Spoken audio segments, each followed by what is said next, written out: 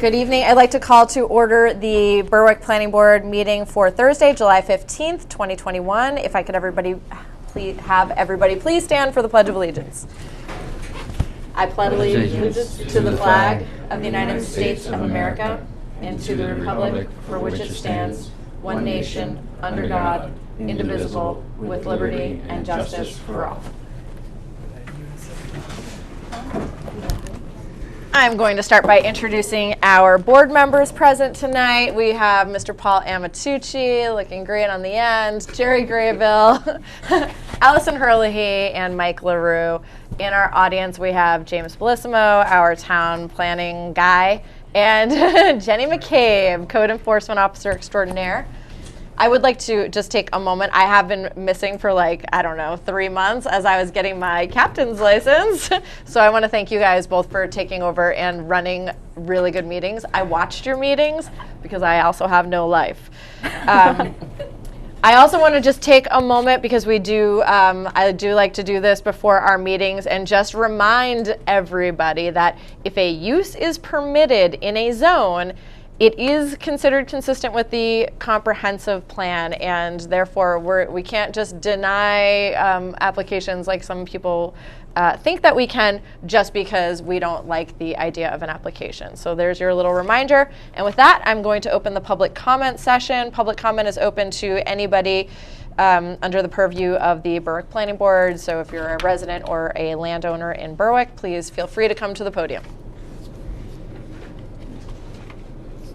I have no emails. We have no emails? All right. And Jody, you're on the agenda, so you're going to be, right? We want Jody on the agenda, or to speak during the agenda part. Correct. Okay, so seeing nobody come forward, I'm going to close the public comment session, and we're going to move on to the approval of minutes from the June 17th meeting. I was not here for that, so I will be abstaining from voting on this, but did anybody have any changes? No. No. Okay, so I move that we accept the minutes as written. Thank you, Paul. I've got a motion. Second that. Seconded by Allison. And can I get a vote? All in favor? Aye. Aye. All right, so we have 4 in favor, 1 abstaining on the minutes.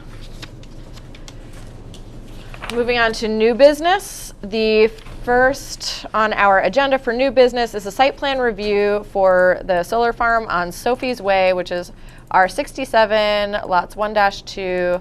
It's in the R3 zone. And James, I'm going to let you talk to us about that. And I just want to remind the board that this is for application completedness. So this is just, we're really just looking at this to see if the application is complete and giving a few notes, but this isn't the full review of the project. Yep. New England Solar Garden has proposed to construct a 1.75 megawatt solar farm off of Sophie's Way, which is a private road off in the R3 zone. It's off of Route 236. The project will occupy 16.6 acres of footprint and will have 0.91 of impervious surface. The project will impact wetlands, and because of that, the project requires review by both DEP and the Army Corps. The solar farm will rely on existing meadow for stormwater drainage and will implement best practices for erosion and sediment control. There's several studies that were put towards the back, and no rare or endangered species were identified on the site. I think there was one significant species that was not within the project. That was the spice bush. Spreading sedge. Springs. There is one significant vernal pool on the site, and the proposal limits the disturbance to under 25%. The proposed screening includes an 8-foot green privacy mesh fence, which will have small cutouts for smaller wildlife. And there are 19 plantings proposed, 9 juniper at 3 to 4 feet, and 10 arborvitaes at 6 feet. And also included in the project, there will be 14 new overhead utility poles. There's also underground proposed with the project as well. A Knox box will be installed at the gate. It's pretty standard for what our fire chief looks for. And as we know, the construction timeline is 6 months, and the decommissioning plan is estimated around $99,600. 750, so that's pretty consistent with what we've seen for decommissioning. As Nicole said, tonight's determining application completeness, and if it's found complete, my recommended date for a site walk and public hearing will be August 5th. August 8th, is that what you said? August 5th. 5th.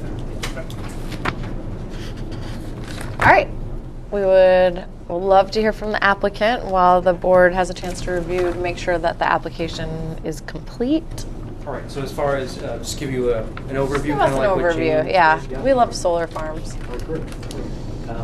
Yeah, so Michael Redding with New England Solar Garden, Director of Engineering. I'm here with Tiffany Chase, who's Director of Development, and then Owens McCullough with Sebago Technics. Sebago Technics did our engineering, wetland surveys, and also land surveying. So as Jane indicated, we're here before you for the site application approval for the 1.75 megawatt solar array. Some of the key features of the solar array is that it is a fixed tilt array that we're proposing. Fixed tilt, as you may be aware, is similar to the other one off of Pigtail, where it's always orientated towards the south, has an east to west direction. There's posts that go in that support the array. And so the keys with this is that it makes it for fairly simple construction. Foundation systems are very simple. For this site, we may have to do the auger type. We're still in the process of generating the geotech to try to understand if we can do a driven post or whether we can do an auger. From what I can tell, looking at the site so far, I think we're going to probably end up going with the auger. And with that, we can avoid some of the major grading that's needed for other kind of site development. We can follow the topography, and we're looking to try to do that. The majority of grading for our project is really associated with the access road.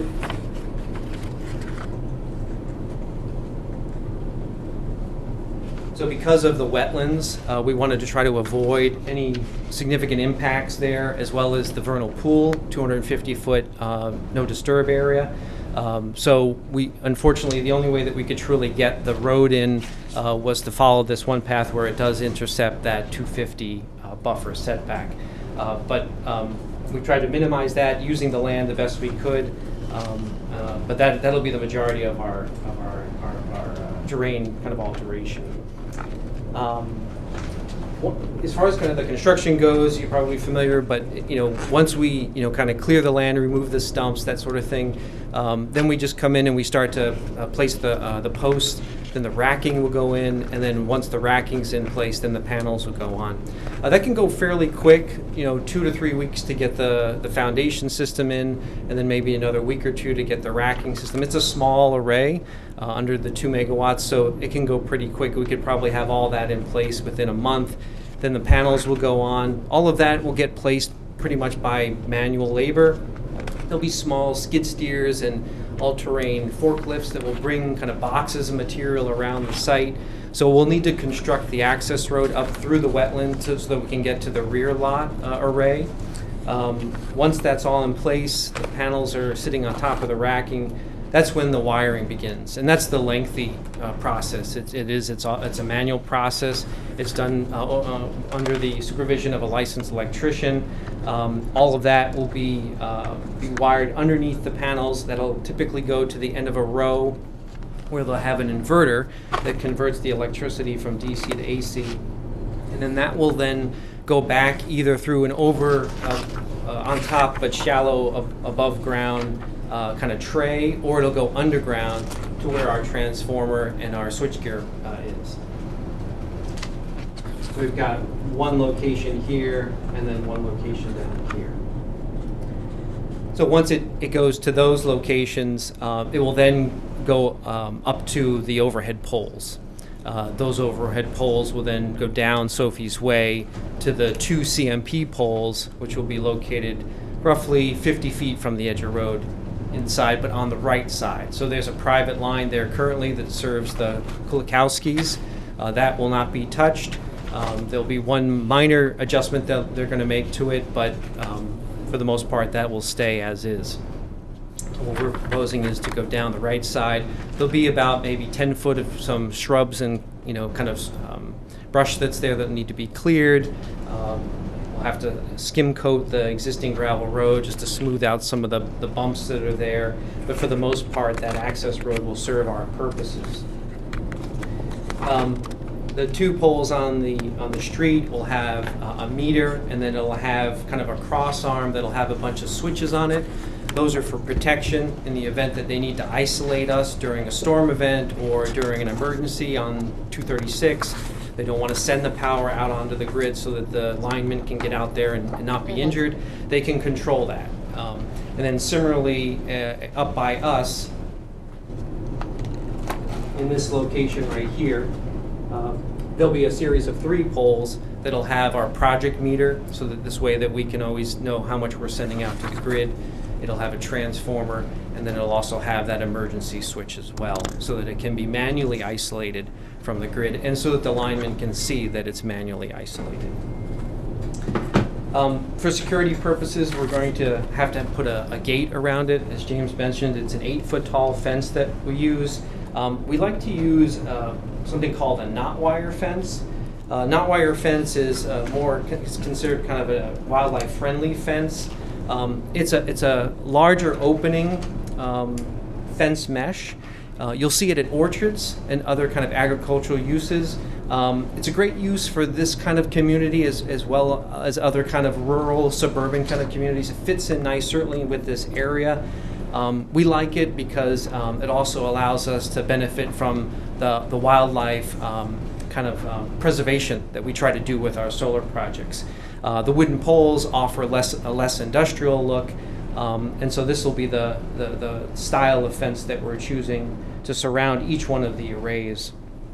The fence will have the 4x4 opening, and then every 50 feet we'll cut an 8-inch by 12-inch opening, and that will allow for passages for larger, medium-sized mammals. Really what we like to try to do is introduce the fox as a habitat or a species. What we found is that, if you put in a chain link fence with a really tight mesh, you create a resort for birds and chipmunks, and that becomes an O&M project for us. So if we can allow for the right ecology to balance that by keeping some of those larger openings in the fence, it serves both as a benefit to us and to the wildlife.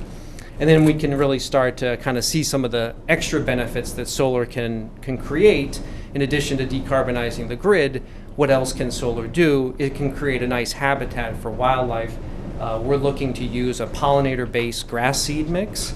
So it will have a fairly good amount of grasses, fescues, clover, just to get stabilization and prevent erosion. But then after a year or two, we'll actually see flowering pollinators come up. And our hope there is then to support just bees and other insects that rely on that for food. As I mentioned before, we'll have the access through Sophie's Way, and then as you get up past the Kulikowskis, we'll branch off from that gravel road and create a new gravel drive. Again, a 20-foot wide cleared path with a 16-foot gravel travelway. That's what's required by the National Fire Protection Act, so it supports fire engines as well as the utility vehicles that need to get up there. As James mentioned, we'll use a quick entry system. If Knox box is the type that the department likes, then that's the one that we'll purchase. As far as traffic goes, very little. Obviously during construction, you'll see 20 or so cars come and go, and we're going to make sure that we can provide that capacity on site. And then once construction goes away, then you'll see us there maybe once or twice a quarter. Typically it's a tech that'll come out in kind of a Sprinter van style vehicle with some kind of handheld instruments to check the inverters and the electrical equipment. If for some reason a panel needs to be replaced or an inverter replaced again, that Sprinter van will house that equipment, so we don't need big large trucks to show up. And then additionally, you'll see a landscaper out there twice a year typically to mow it. The state will require us not to mow more than twice a year in order to maintain the status as a meadow, and that is important for the stormwater criteria that the state allows solar projects to take advantage of. What they call disconnected impervious cover.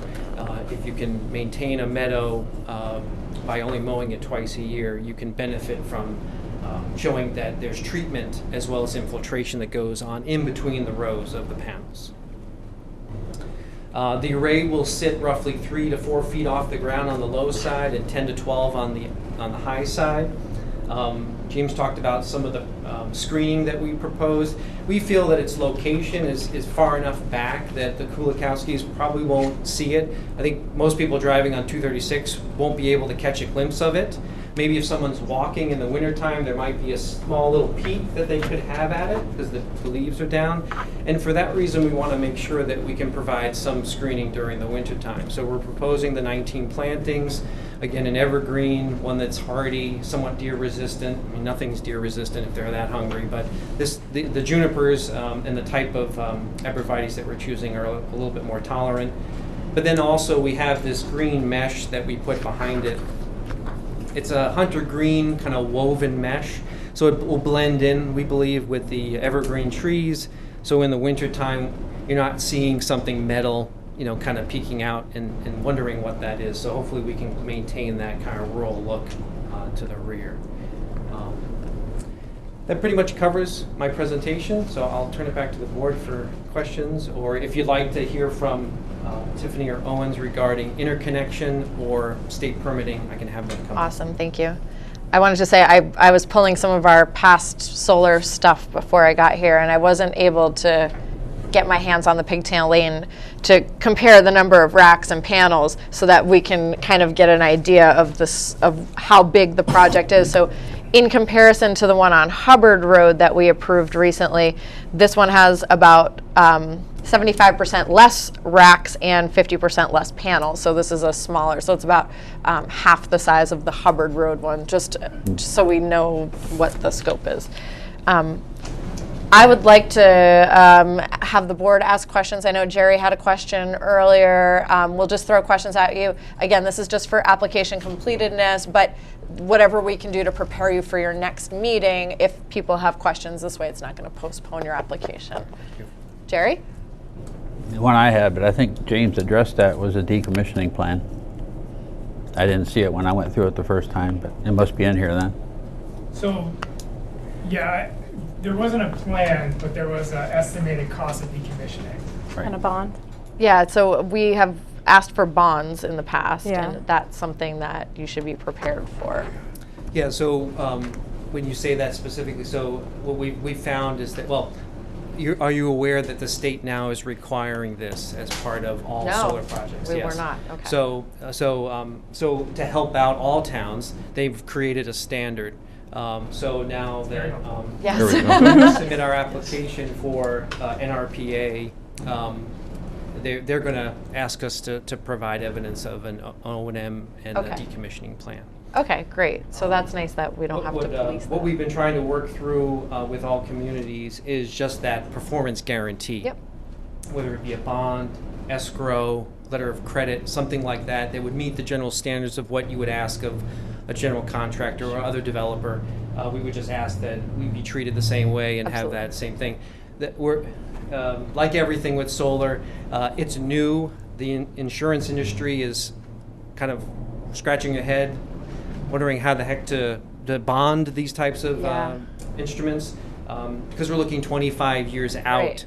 Right. And so what we've heard is that there's some limited policies, but we're catching up to it. Okay, and I think James could help because we've required this of other applicants in the past, so we do have Yeah, we have two others. experience Yeah. with it. Yeah, Yeah, perfect. Yeah. so we can help Sometimes you I with think they do an update every 5 years where like they kind of reevaluate it, right? Yeah. Yes, that's it. The state requires the same. Yeah. I had just a question. I always mention this because I don't know. I gotta talk for the trees. But obviously, you guys are doing a ton for the environment. That's obviously a better option, solar for the environment. But I was wondering, because this is now like the third solar farm that I have seen that has to go in and clear cut. Do you guys ever offer anything as far as replanting in other parts of town, or do you have anything like that with your company that you offer to the towns that you build in? We haven't gone that route, and so we would, yes, a lot of the social media stuff that I'll publish is that, and I just did one today, for instance, is that solar needs to do more, even though it's doing a lot, right, to solve and to help solve some of the climate change issues, but there's opportunity to do more. There's no way that, in a site like this, there's no way for us to not cut trees. because the shade is our enemy in this case. What we've tried to do is balance out that carbon take. So if you compare us to the carbon, the greenhouse gas offsets and that sort of thing from coal, then by doing this project, we're essentially planting something like 20,000 trees, if you compare us to coal. At some point, that excuse is going to go away, right? And then I'm going to say, okay, now what, right? If I compare it to nuclear, I can't, all right? Nuclear wins, but nuclear has waste, right? And it's very expensive, and there's other aspects of nuclear that folks don't like. So we try to do more. And so the meadow is the opportunity. It is a carbon sink. Once it develops, after about 3 to 5 years, it does afford that carbon sink that the trees did have, not to the degree that some of these trees have. However, we are very cautious about that. And for instance, there's a 36-inch diameter oak on the south side of this project that I will not let anybody cut. So we've purposely moved our array back. And then we've supplemented with some certain plantings. The other thing that we're looking to do is we're going to add 6 habitat supplement areas along the perimeter, again, to kind of offer some sort of option or alternative to the removal of the trees. And what this does is, what we're creating now is, a lot of the biologists tell us that the ecology of forests are missing the transition zone from either straight up meadow or kind of urban suburban environment, built environment, right? And so there's this kind of transition zone that we don't really have in New England very much anymore. It used to be here, but it's changed. We once farmed all the land, then that changed. We went to living and working in the cities, and then the farmland turned into forests. So there's this loss in, like, the cottontail. It's a good example of an endangered species because of that lost habitat. So with these habitat supplement areas, what we're proposing is put them on the perimeter that's nearest the wetland area. And as simple as they are, when the biologist explained to us, I said, "You got to be kidding me! This is what this is our waste. We take twigs and logs, and if you strategically kind of crisscross them and make them into a nice kind of fort or pile, that becomes an amazing habitat supplement area. They call it hibernacula for certain species that look for either nesting or will look for just some place to go to get away from that hawk or some other predator. Sand piles is another one that we'll look to do if we have any sort of excavation. If we're removing a big rock, we'll make a pile of rocks because the fox like that kind of, groundhogs like that kind of nesting. And so what we're doing is we're proposing to do 6 of these as part of our kind of mitigation plan, along with the meadow pollinator mix, and then just trying to preserve some of the more older trees like that 30-inch that's on the south side. Very good. Good point, Allison. Thank you. The new gold standard that we expect from the solar farm. Mike, do you have any questions? Good, thank you. Paul? Yeah. With solar, and I know all the benefits of it, but there were a couple of things about it. First of all, I read recently about the hazardous waste created by disposing of the panels themselves. Is there any acknowledgement of how you're going to do it when the time comes, and how you're going to dispose of those panels? I'm sure it's not at our transfer station, but the fact is that that's becoming an increasing issue as more and more solar farms are going. The other thing is the viewability or the visibility from any road of the project.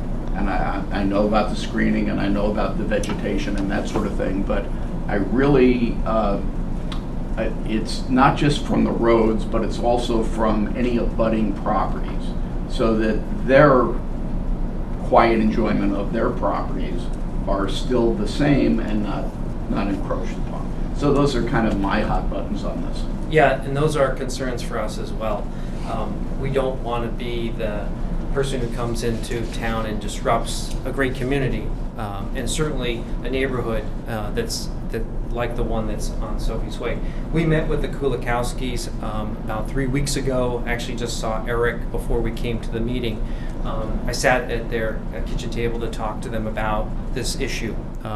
They had the same concern. They don't want to see it. They don't want to hear it. They don't want, the way that they live and enjoy their current home to be impacted. They recognize that it will be different and it will be change in the neighborhood, and they acknowledge that that's okay. That's just the way that it is, right? You mentioned earlier it's a right, it's a use that's allowed, and they acknowledge that part. For instance, like us, working on the road and bringing our poles in. So I showed them the mesh that we're going to use. I showed them the screening based upon our view and looking at the topography, consulting with the folks at Sebago Technics who have that landscape architect experts there. We feel very confident that they're not going to be able to see it. And that's why with the extra green mesh, we feel that will serve as kind of that belts and suspenders solution. There was also the same concern, and I didn't know if it was a house or just a farm, but as you come away from Sophie's Way headed towards Town Hall, there was a drive that is that long, slender property that goes up to our west. There's no real residence that I saw that could view kind of our western edge, but there's still a field there. And so that's where we recognize that there'll be a 25-foot no-cut zone set back from the property line, and then we'll also have the mesh on the fencing there to kind of fill in those gaps. So we feel good that we'll have that as a solution. If the board is that concerned, one of the options that we've shared in the past is that we're willing to do kind of a compliance check during construction and work with any abutters at that time. So if James was to come down and then the abutters were invited, we could walk the edge of the property while the fence is up and the mesh is up, and if someone says, no, look, I can see it, we say, okay, well, let's put a few plantings in here. Would that be acceptable? Or what would you like? Would lilacs be better than arborvitaes? We can work through some of those things, and again, if the board wanted to make that condition of approval, we'd be open to that. That sounds very fair. That sounds more fair than anybody's been willing to. Speaking to the hazardous waste component, so solar panels, like other electric equipment, electronics, even our cars, right? They all have kind of components that if they're left exposed to the elements, if they're not protected from water, water can leach through them and they can pull off metals and greases and that sort of stuff. Solar panels are fully enclosed and encapsulated to prevent that, so they can be out in the elements. If something was to break, we would know about it right away because we monitor the entire solar array constantly through the internet. It's all about making electricity. There's a big investment here on the cost of this project. So the owner wants to make sure that it's up and running and there's no loss. So we'll be out quickly to repair any sort of damages. As far as kind of the end of life, it's a really interesting question. One that a few people have already hedged their bets that it's going to be a very lucrative business. There are currently 2 recycling plants being kind of put into play. One is in Rochester, New York, and one is, I believe, in New Hampshire, associated with Revision Solar. I think it's, I want to say, in either the Epping area, but where they already have kind of a electronic recycler. And so the intention there is that there's going to be this fairly large, life after use issue. What we've already heard is that there's an aftermarket that's already forming for kind of degraded panels. Third world countries, other folks that just want to add solar to their barn. They don't want to spend, it's like buying a used car. That's where we're going to go with solar, is people are going to be turning in 400 watt panels for 600 watt panels, maybe 700 watt panels. Who knows where we go? I mean, last I heard we were at 550. So when we get up there, or there's whatever the greatest and latest solar is, it'll be just like that classic, like changing out your phone. Like, is it worth the upgrade? We're feeling that at this point that a lot of these projects are going to have, when they get somewhere between 10 and 12 years, a lot of the major costs are already paid for. So everything thereafter is just profit. So if the efficiency of the panel goes from 95% to 85%, it's not a real big deal. So when we get to the end of life, if those panels are still fairly efficient, they'll probably stay in place. Unless for some reason technology says, oh geez, I can double my revenue or something like that, then you might see a switch out. It's a hard answer to give you, but I can tell you that the industry is absolutely aware of it. And I'm excited that there's at least now, I can tell you for sure that there's at least 2 facilities that if I needed to recycle a panel, I could do that, and it wouldn't be that I'd have to tell you that I'd have to throw it in a landfill. Right. Good. I feel better about that. Do you have any questions, Jen? None for me yet. James? One other piece is just since it's a private road, we just want to make sure that after construction, the road's either put back to the way it was or improved. Yeah, that's great. I had that conversation with Eric and Heather. So I would, what is typically done by most boards is they'll say as part of conditions of approval that during construction, road agent, community director will, kind of monitor, and if there's any sort of changes in the status of the road that the applicant is responsible for restoring to original conditions. We're proposing that we're going to make and improve it anyway, just for our own use. I will share with you that we also need to enter into an agreement between our property owner, who we're leasing the land from, the Kulikowskis, who now have rights to access it and who have been maintaining it on their own, but just with no agreement. Yeah. So now that we're coming in as a third party, and there's lawyers involved, everybody wants a nice fancy agreement. So our hope is to have that in place at some point very soon. And to the degree that you want us to notify you of when that's available, we can do that. Yeah, I think we'll be looking at similar conditions to Hubbard Road because they had the same, they had a private road they had to access it through, so we'll be looking at similar conditions. So can I just say one thing real quick? Yeah, please. So Are you on a microphone? No. All right, well, get on one. Hear me now. Just to know that I don't know if they've already told you or whatever, but one of your findings in fact should be to reach out to Dennis Plant, who's our chief of fire, Okay. and have him meet you on site. He's going to want to look around. He's going to want to see what you have out there, and just do like a little layout with him of exactly how to get in if something was to happen, where the shutoff switch is if something was to happen for it. So that's all I have to say. Yeah. I actually feel like I read that. It's- That they like have already spoken with, That is perfect. yeah, I love the it. chief. Yeah, we're required to do that, both for our own personal operation and maintenance, so that folks know exactly how to do that, but also for the utility. Perfect. So there'll be signs that'll say, pull this switch to Okay. disconnect. Yeah. There'll be emergency numbers that people can call if they need us to fix something or to address something. And then there'll be a little map that would be typically placed right at the entrance gate. Kind of, you're here, here's where the switch is, here's where this is, so it can orientate emergency responders very quickly. That's perfect. And he has a sheet of paper that when you guys do your site walk together and he comes out, he'll fill it out and put it on file so anyone responding will know exactly what to do. So that's great. Yeah. Awesome. All right, so I'm looking at the application. The only thing I didn't see, which I'm comfortable with, was the low impact design document. We usually require a written statement of low impact design, but you've given, I mean, I know it's in here, it's in the mix, and you've given a very good description as long as the rest of the board thinks that that's okay. I am looking for a motion for application completedness. I will make a motion to find it complete.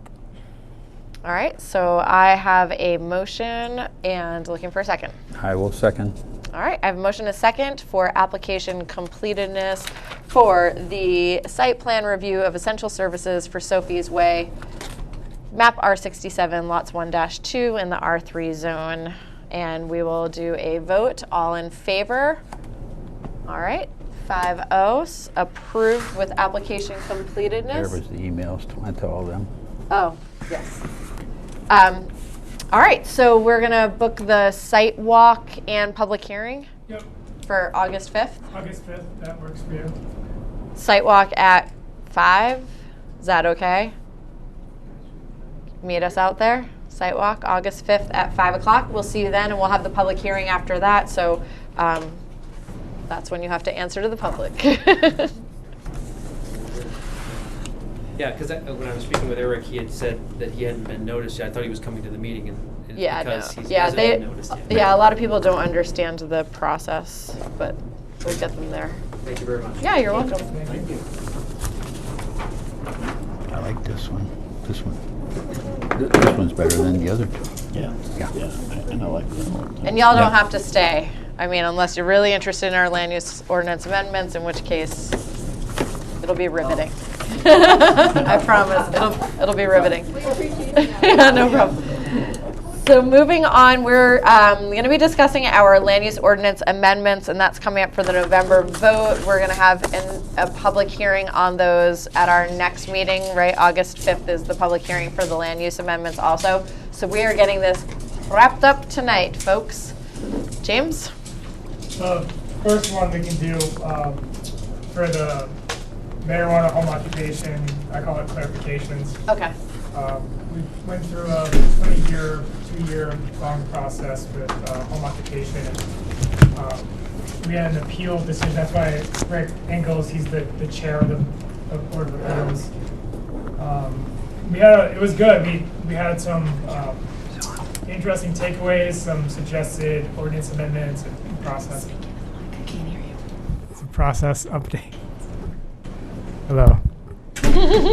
So, Rick, did you want to speak to that, or do you kind of want to hear what? Come on, Rick. Get in front of the microphone. Rick Ingles.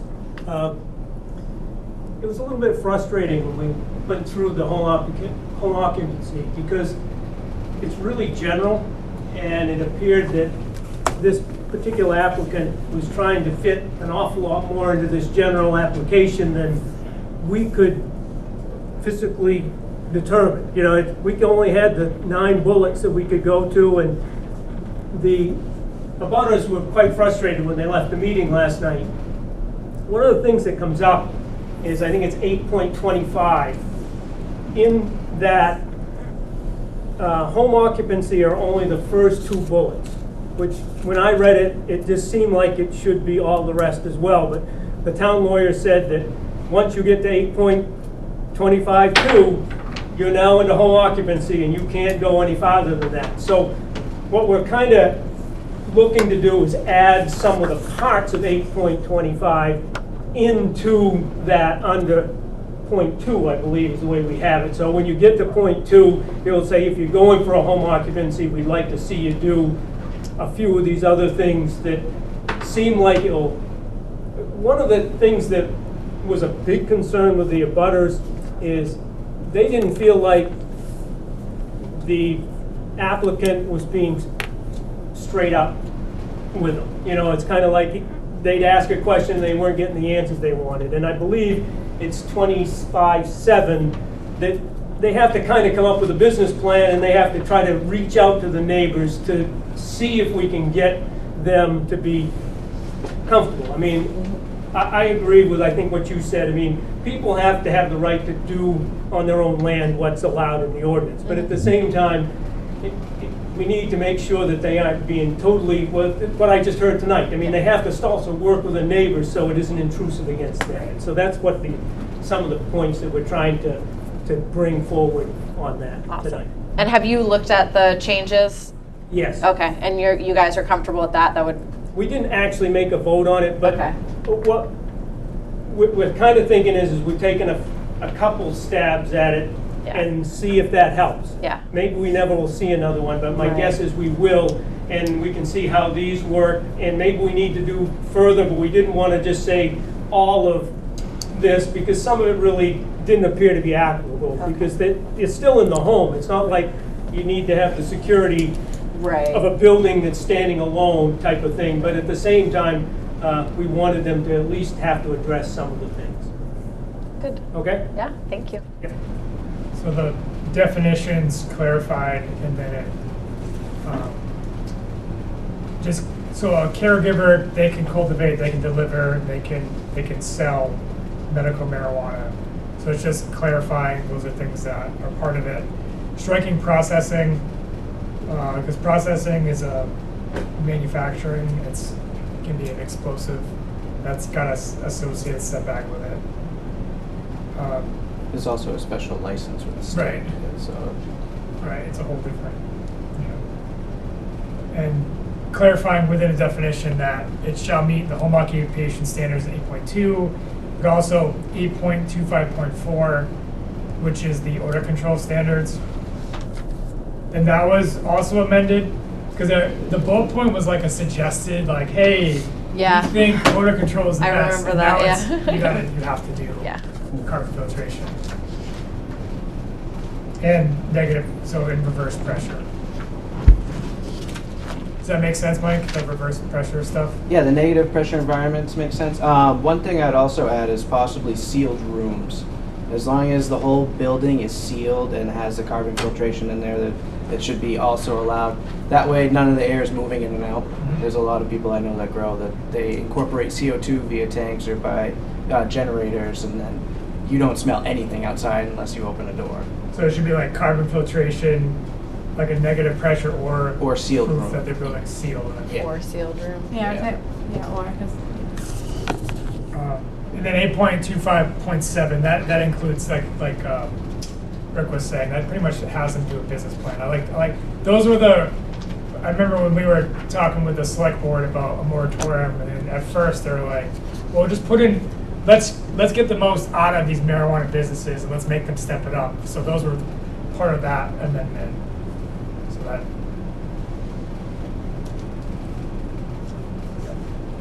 All right. Yeah, That's, I got a question. This says home occupation, so it's the person who lives there. Correct. So they can have employees coming Right. day in and day out. I mean, the state allows you to have one employee per caregiver, so you could still have one employee they get issued a license via the state. But they have to be on the payroll, Yep. claim taxes and Yep. all that. Oh, yeah. But that's one.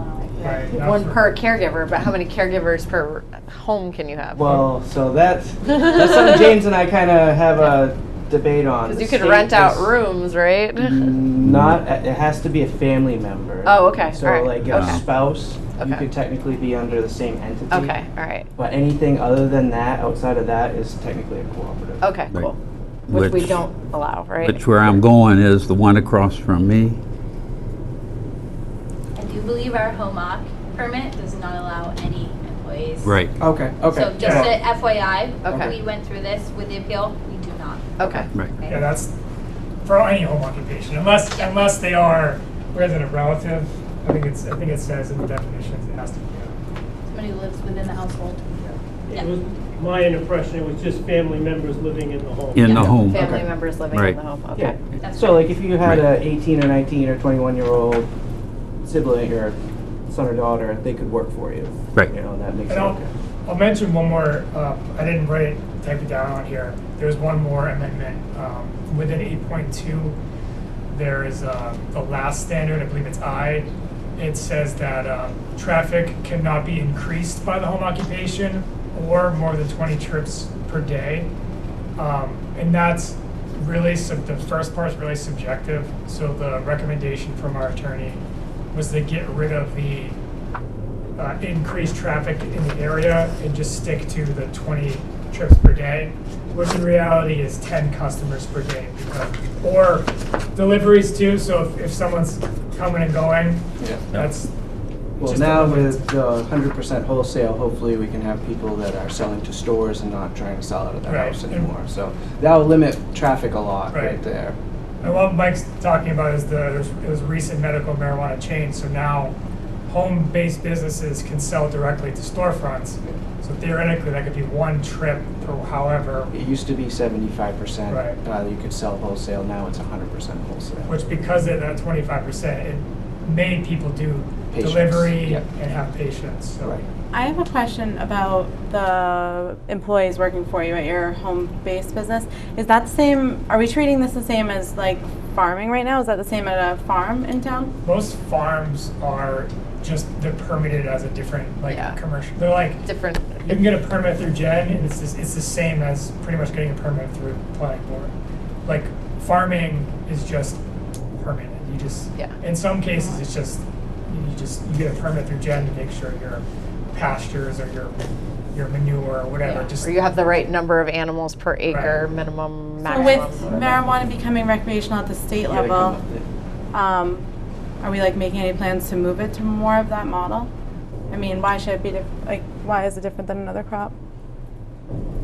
I agree with that. I think it's just, well, that's a That's something that everyone should define. So obviously, I think for storefronts, we're probably good. Yeah. But in terms of cultivation, Right. we can it's probably a discussion for next June to have. Yeah. Whether, Well, we should start talking in now for next Right. June. We can start talking in 2 weeks for next Yeah. June. yeah. Yeah.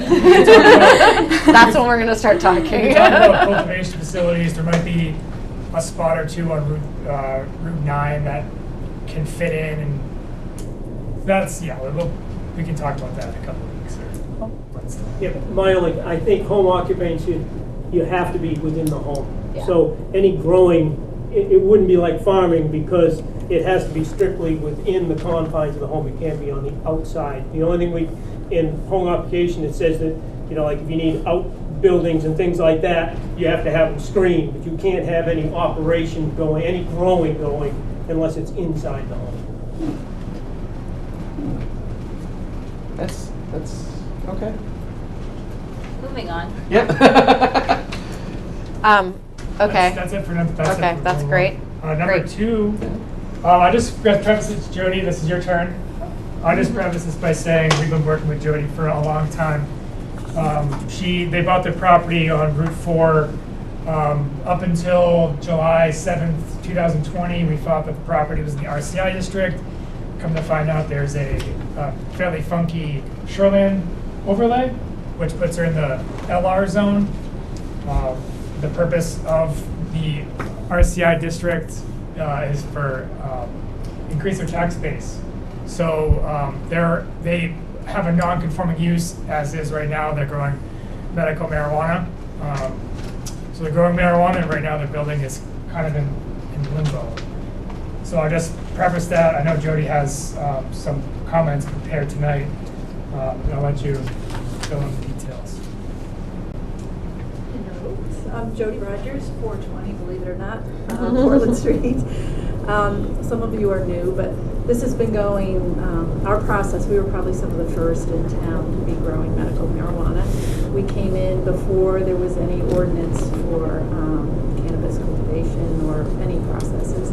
And we have kind of moved along. We bought the property, we've done everything believing we were in the RCI district. It wasn't until I submitted everything to James that he realized that we were in the shoreland limited residential. So I know that the town does have some shoreland industrial commercial in downtown area, urban area, and I certainly understand the need for that. Those seem to be the only two options that you guys have for shoreland zoning. The difference in them is vast. So downtown, you allow 70% coverage on the lots. You allow within 25 feet of the wetlands, which is pretty permissive. In the limited residential, you guys go the other way to quite the extreme, and it's I think it's 20% coverage. 20% non-vegetated area, which is not much, and also 100-foot setback off of the wet area. One point you guys might want to think about is, in speaking, I've had some conversations with DEP as James, and you guys, they kind of question why you went to 100 feet versus the state recommendation of 75 feet. It'd be nice to get to the 75 rather than 100 for the the limited residential. So I guess the question is, what's the best use of that land? I think anyone who knows Route 4 knows that it is commercial and industrial. I don't imagine, limited residential is what anyone would want to do there. My building happens to be an old airline hangar from Pease that got moved up here in the early 90s. So it has been there for quite some time. We are in limbo right now because we just aren't sure what our abilities are. It is basically a 100 square foot building with like a 40 by 40 building on the front, which we had hoped to do retail. Because we're a non-conforming use, we can't step outside of marijuana cultivation right now. So what we're looking for, rather than saying, initially we thought, oh, maybe we would go for make it shoreland residential commercial, but industrial commercial, but that's a stretch, and we realized that. And so in speaking with DEP and working with James, we felt the best solution might be just to take the limited residential shoreland that's along Route 4 and allow the same cannabis marijuana uses there that there are allowed in other RCI districts.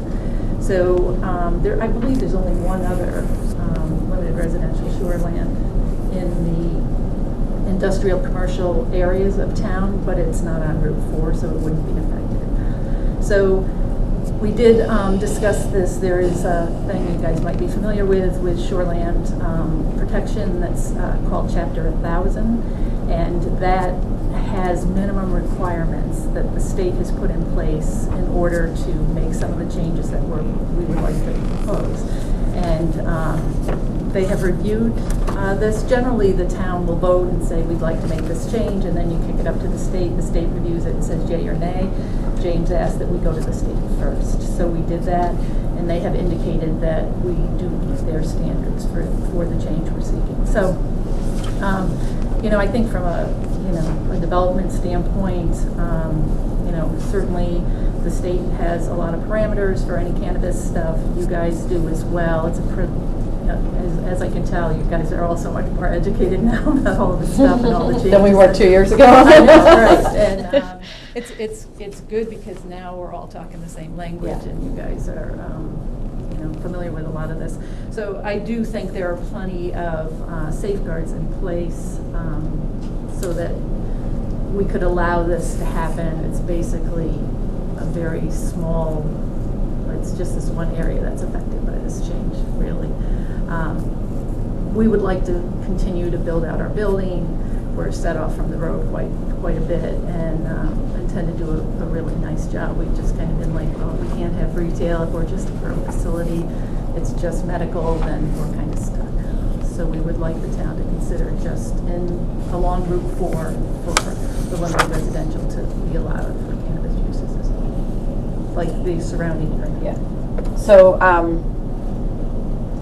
regarding like SCI and limited residential, it is vastly different because they're vastly different areas of town. It's like living in R1 zone where Allison lives and living in R3 where Jerry lives. That is the difference. Right. So that is why SCI has smaller setbacks and more lot coverage and whatever, because that's how we develop towns.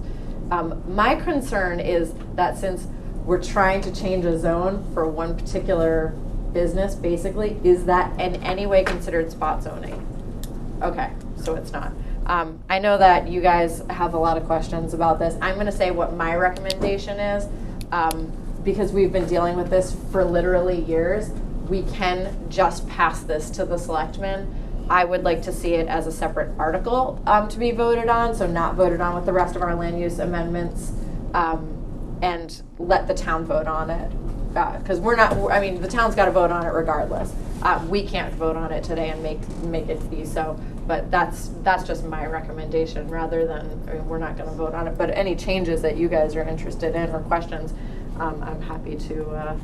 Can I just ask, when you say make it a separate article? That means that so the town would vote on that particular change. So we just did that with some other zoning. We typically will do that with zoning changes. Yeah, okay, that's what I yeah. I just thought it was something. We typically we've split out kind of the boring land use ordinance changes and then the marijuana changes. Yeah. Especially if we've allowed marijuana changes, like when we allowed adult use, we put it on its own separate article. So it'll be the table change, the location change, and then I believe for our, I think at this point, your application is lapsed, so we'd have to increase the cap by 1 for each, for the storefront and for the cultivation facility. And that's a selectman decision. Yeah, well, Yeah. that'd be, those 3 would be on that.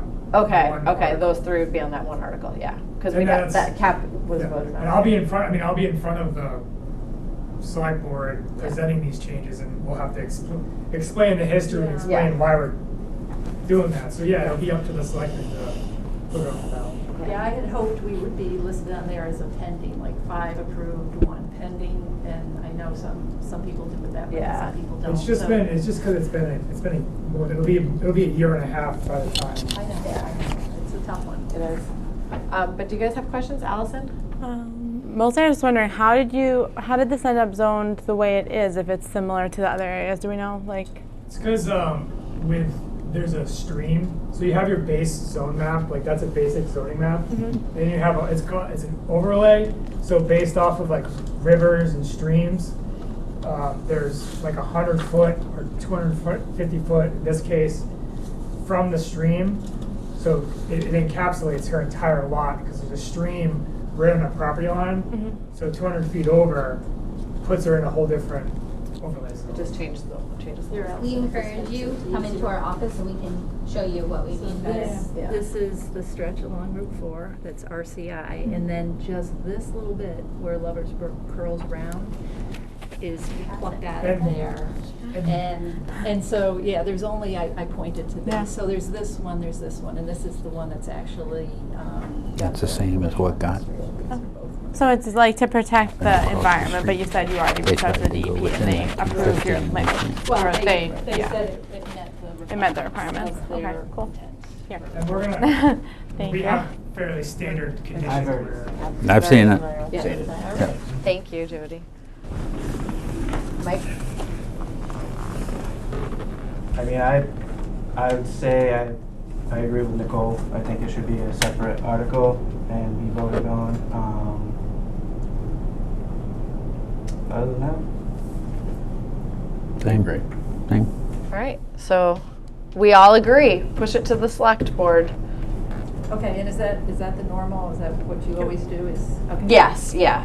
Okay. For zoning changes, we've historically put them on separate ballot, or separate article, just because it's all zoning, and then all of our boring stuff, like, Like, whatever's number- next, like timber farming. Yeah. Like, we don't want you looped in with timber I'm sure farming. someone thinks that is important.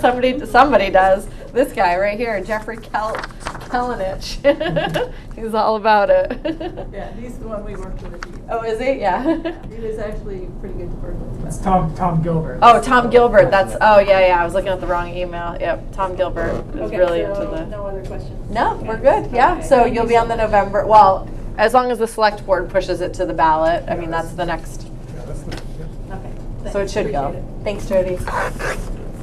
Good night. Number 3, I actually confirmed this, that we just get rid of it entirely in our ordinance because the state covers the non-shoreland stuff and the shoreland. Okay, and that's for timber harvesting that you're talking about. Yeah. And they just say if you get rid of it in your ordinance, then you're in effect adopting. It's a state ordinance.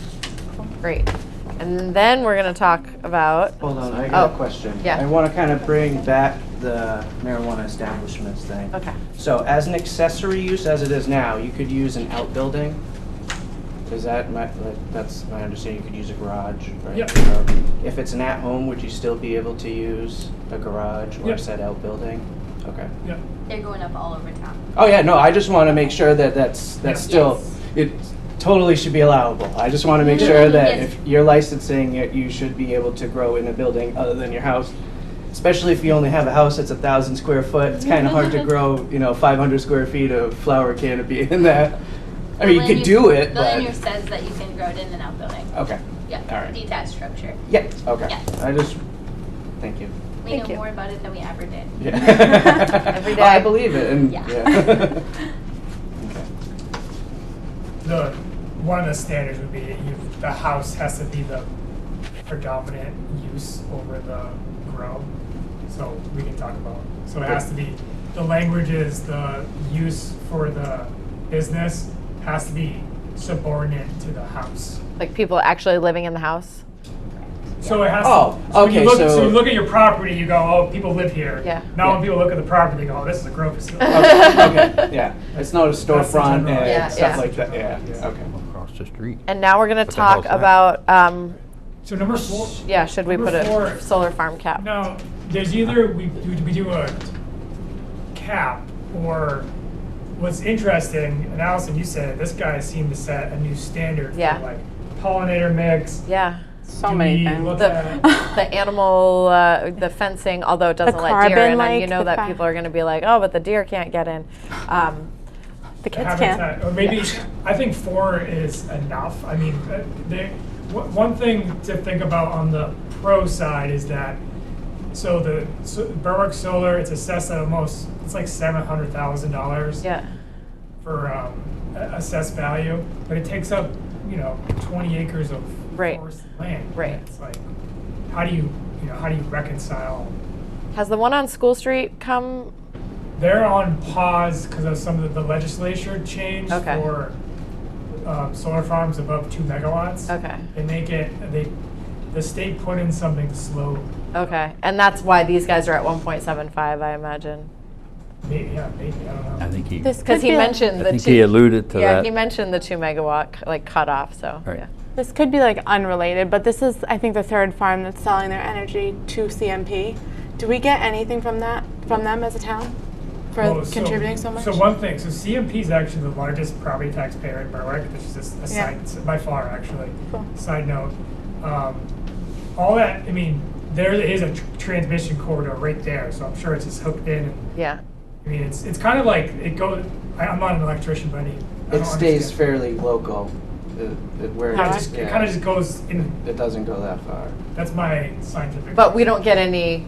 You're asking if we get some kind of subsidy, or something. No. Yeah, that's what I meant. kickbacks or- That would be Yeah. if the town owned land and put solar panels on Yeah. it. Then the town would get said money from it. And Right. then we could. I mean, I've heard Rochester talking about stuff like this. And we don't even technically get credit for it. Like whoever, it's convoluted, but Yeah. I think we have 4 solar farms, and I think each solar farm could power like 800 houses. So Well, with all these grow places coming in, You're gonna need all this extra power.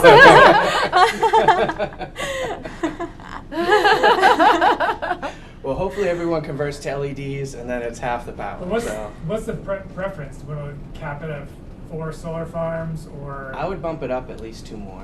like 5? Yeah, 5 or 6, just because that way it's going to allow someone else.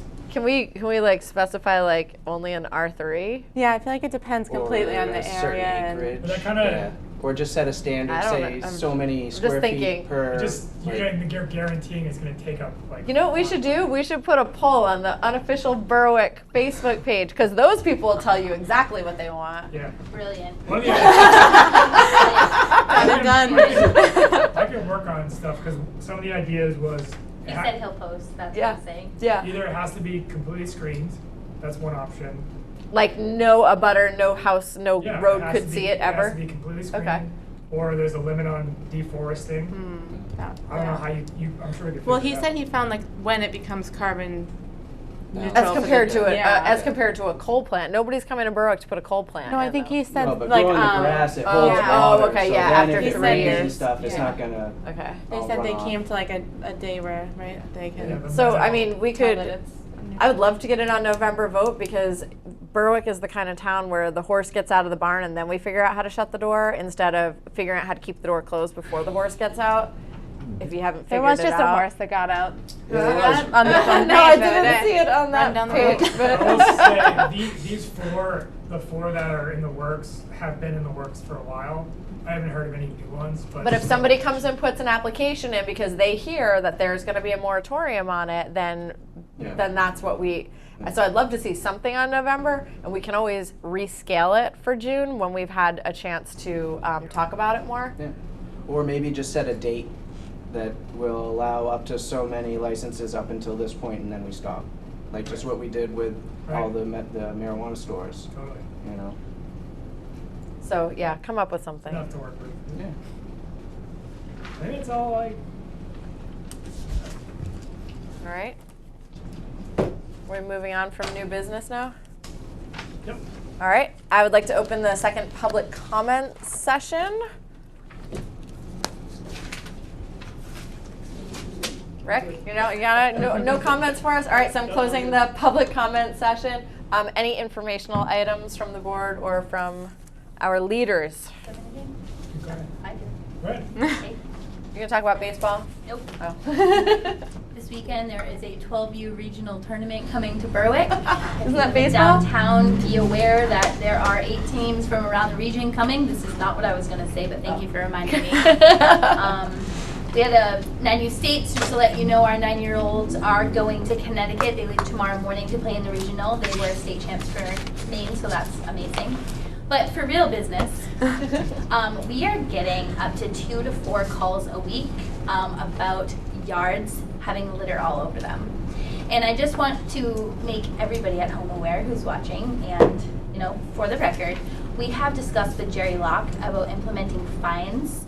And the police department will take care of it after you receive a letter you don't comply. It's actually going to be transferred to Jerry Locke, captain of Berwick PD, and he is going to fine certain homes for the litter in the yard. So if you have junk laying around, if you have trash in your yard, if you have rundown vehicles that are not plated, etc., I'm just telling you that we will be moving forward with all of these because it is taking up so much of my time right now when our focus has to be elsewhere. So that's it. That's all I when have. Jerry's not answering calls about fireworks, I'm sure. Probably not. We're busy. Just kidding. But that's all I have to say. And we try to be reasonable. If you come to us and we write you a letter, you give us a phased plan, we will go with you the whole length of that. You have to come talk to us about it. We, once we write the letter, it used to be a 3-letter process. We have been advised by our town attorney that it only has to be 1 now. So, going And then forward, what? That's it. Then we can move it to court with our attorney, or we can charge for a littering fine. Okay, cool. So 1 letter. That's it. So now that you brought up fireworks, This Okay. is not under the purview of the Berwick Sorry. Planning Board. but now I have heard a lot of people in the downtown area complain about fireworks. I've heard about it from every area. What if we had a zoning thing for downtown village overlay that you cannot light off fireworks? One thing would be, Or noise? How would Could we I do do no? I mean, fireworks? with the ordinance, it has like a. Well, I love fireworks, so I don't want to ban fireworks around my house. Well, it's like right now there's a 50-foot setback, like you can't light off fireworks within 50 feet of properties. I'm Really? sure we could do some, and I know that, like. But that's if they don't want it, though. If everyone's in agreement of shooting fireworks next to each other, that's Well, it okay, says right? 50 feet. Yeah, right. Well, I mean, we've kicked around some ideas of like, I don't know, like if we did some sort of thing where I know this wouldn't be popular at all, but requiring a permit for it. the thing is that who's going to Not- enforce it then? The thing is that if we make it a land use, if we make it an ordinance thing here, you know who's enforcing it? Not, Jen McCabe. let me emphasize that wouldn't be a town-wide thing. It's Add more it of, to the list. Yeah. so my idea would be to that point would be increasing the setback requirement, Setback, okay. and then there could be an exception or something. I don't. Yeah. It is. I think it's unenforceable, to be honest with you. I think it's a waste of, it's going to be, it'll be Jen It's getting the phone most calls. polarizing issue in Berwick. Yeah. So. Oh, I don't know I if think it's it should the be most. allowed Have you looked within, across you know. the street? That's polarizing. That's trending. It is That's trending. trending. Rick, It's on the at the upward swing. microphone, please. I didn't have a comment until you brought up fireworks, but one thing I will mention, so sorry. we have horses, and it's a huge issue for us. Yeah. I was out in the pasture one day feeding a Yep. horse, and someone just let off a firework at 5 o'clock in the afternoon. Yep, The they go horse right spun through the sideways fence. and just about cleaned me out. I went over to him, he didn't. He said, I'm allowed to do it. I said, I understand that, but I've got a 1,000-pound animal here that just cleaned me out. Yeah. And so it is good, you are going to, I think, in the future, we're gonna have to start dealing with that. Yeah, Because the if we're select- gonna allow yeah. Yeah. big animals in areas, it's really fireworks and big animals don't Well, it's don't also, mesh. fireworks and guns or any loud stuff, Right, but that's also protected. It's certain things you should be able to do at your house. I get it. And I'm looking for a motion to adjourn. Can I say one more thing? Yeah. No, it's over. It's over. Susan Collins, as part of the earmark process, has submitted a funding package for $3.1 million to fund our downtown street improvements. Ours personally, Berwick. 3.1 billion for Berwick. 3.1 million. Oh, million? Nice. Can we get sidewalks? That would be, it'd be Have mostly to sidewalks. accept it. It'd be mostly sidewalks. Okay, That's where most of the money would go towards. excellent. So I'm a Susan Collins fan. All right. As of today, I am also. I'm looking for a motion to adjourn. I move that we adjourn the Thursday, July 15th, 2021 planning board meeting. I Sorry, second. sorry, sorry. All right, I hear a His motion and a bills. second. All in favor of adjournment? Aye. Bye.